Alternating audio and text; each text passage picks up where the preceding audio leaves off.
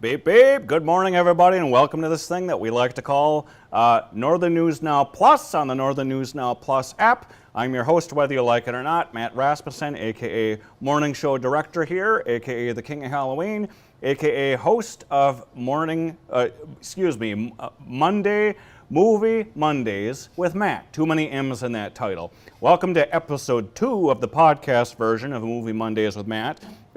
This podcast was kind of set up to be a companion piece with the television portions that I do every week here, recapping the box office numbers and recounting one specific film that becomes my flick of the week. And in this case, the flick of this week is I Know What You Did Last Summer. And I'll just get right to it. The new 2025 I Know What You Did Last Summer, it wasn't that good. I had high hopes for it. The trailers looked great. I thought it was past time for this franchise to come back and for this iconic character to come back, the fisherman, aka Ben Willis, in the original films. And this new installment just didn't do it for me. And I'll tell you why in a few words here. Also, when I tried to do this television episode, I wanted to dress as the fisherman that morning, and I was denied. But we eventually moved into a place here where I can wear silly costumes every episode. So let's talk about the I Know What You Did Last Summer franchise in general. Well, we can't talk about that without talking about Scream. 1996, Scream came out and reinvented the horror genre to this day. Everyone is still taking cues from Scream. It is meta. It's got the whodunit formula. It's amazing. It's perfect. I love the franchise in general. There are very few installments of Scream that I don't like. There's some weaker ones, but in general, I like them all. And Scream, not only was it such a powerhouse at the time, it changed everything. I'm sure every other silly slasher movie that was in production then immediately had to be changed to kind of fit this formula of Scream, which came out in '96. And so I Know What You Did Last Summer was the first big film/franchise that came out on the heels of Scream. Just a few months later, this came out in 1997, and like Scream, it has a hip, young, new teen slasher cast. We have Sarah Michelle Gellar, Jennifer Love Hewitt, Freddie Prinze Jr., and Ryan Philippe. Those four in the leads are amazing. Loved their chemistry, loved everything about them. Very strong cast, and I thought those four could have led many, many more sequels had not some of them been killed off in this first movie. But anyway, I Know What You Did Last Summer. It's based on the urban legend of the Hook Man. And I like that aspect of it. I wish they would have leaned more into the whole urban legend idea and pulled from more urban legends and make it about that. And I think that the producers of the movie Urban Legend that came out like a year later took a cue from that and was like, why don't we create some scenes based on urban legends and make a whole franchise out of that? And that's something we'll talk about probably in a further episode. But I Know What You Did Last Summer was great. It paled in comparison to Scream. They tried to replicate that formula and did it okay. But it just wasn't as good as Scream or as well thought out. And they tried to do the whole whodunit aspect with it, because the whole time you think it's someone they know or it's a friend that's running around wielding this hook. And then all along it's this guy that you're just now introduced to at the end, and it's Ben Willis. He's an iconic character now. He's the Hook Man. And then you get into why and all this stuff. So I Know What You Did Last Summer was great. I think it's the best of the franchise. And they could have done a lot more sequels with it. They could have kept going with it if they had wanted to. But diminishing returns and so forth would take us right into the following year, 1998, was part 2 called I Still Know What You Did Last Summer. And that has the returning cast of Jennifer Love Hewitt and Freddie Prinze Jr., the surviving cast members.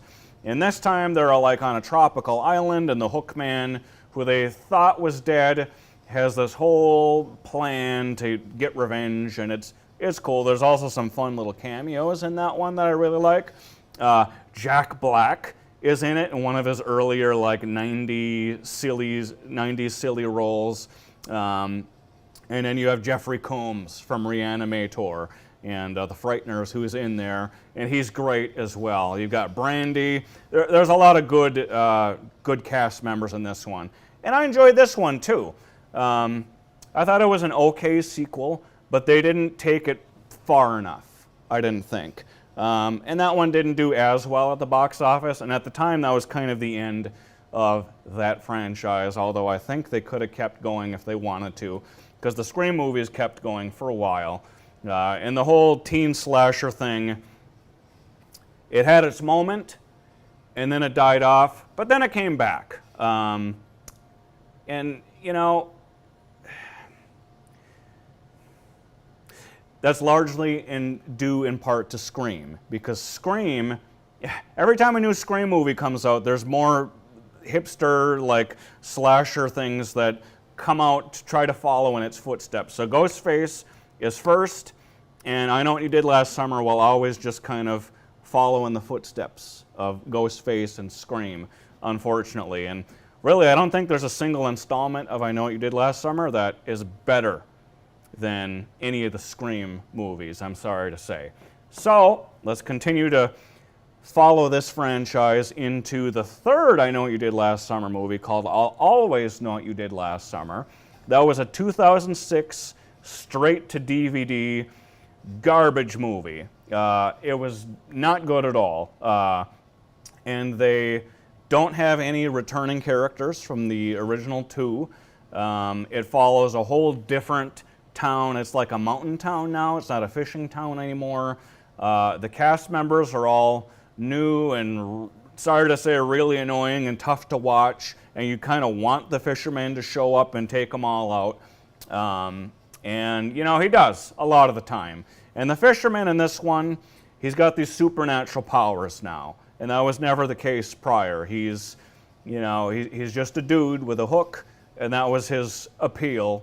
And now he's like this supernatural being that can just show up wherever he's thought about or conjured or whatever. And it takes a whole different turn with this new one. And it was not good. It was just, all in all, it was a very botched opportunity to keep that IP alive. And yeah, don't watch it unless you're a completionist. It was so bad that was the end of the franchise. It killed the franchise entirely until now, 2025. They finally rebooted I Know What You Did Last Summer, and this is a legacy sequel. I find it annoying also when the legacy sequels are the same title as the original. It's confusing. Just call it something else. Call it the reboot or part 4 or what have you. But now we have this new one, which I think is probably the third best in the franchise.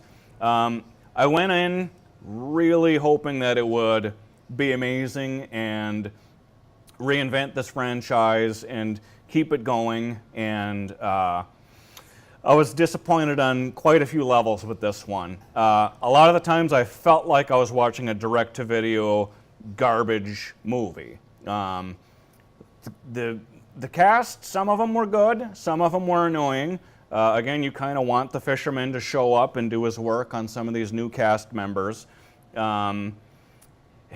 It just retreads a lot of the points that you see in the original, and they're done not as well as the original, pretty much across the board.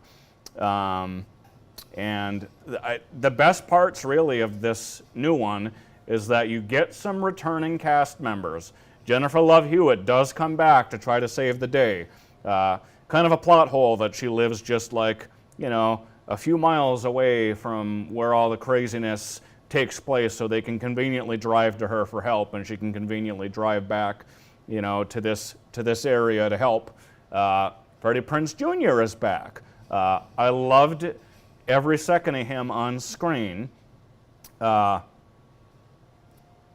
except for some spoilery things. I don't want to get into the spoilery things, but he was great in general.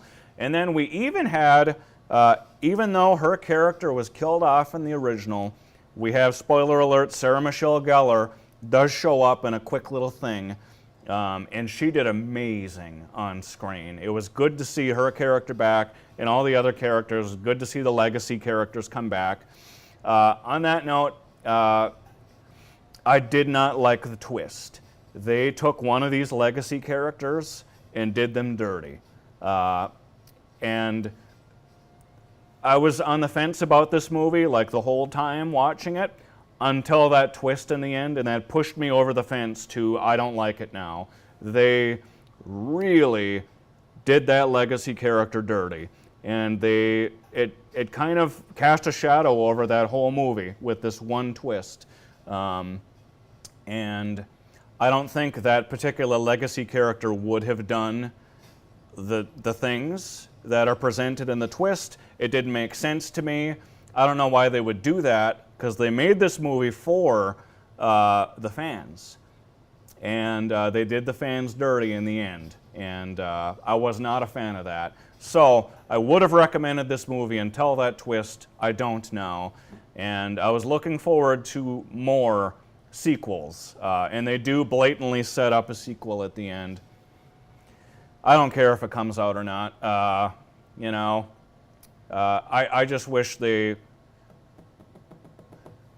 wouldn't have done what they did at the end with it. So anyway, check it out if you're a completionist and you like the franchise. Otherwise, that's really all there is to say about I Know What You Did Last Summer. So tune back in next, and we'll talk about the next box office franchise in just a minute. Thanks for tuning in, my friends, and we'll catch you soon.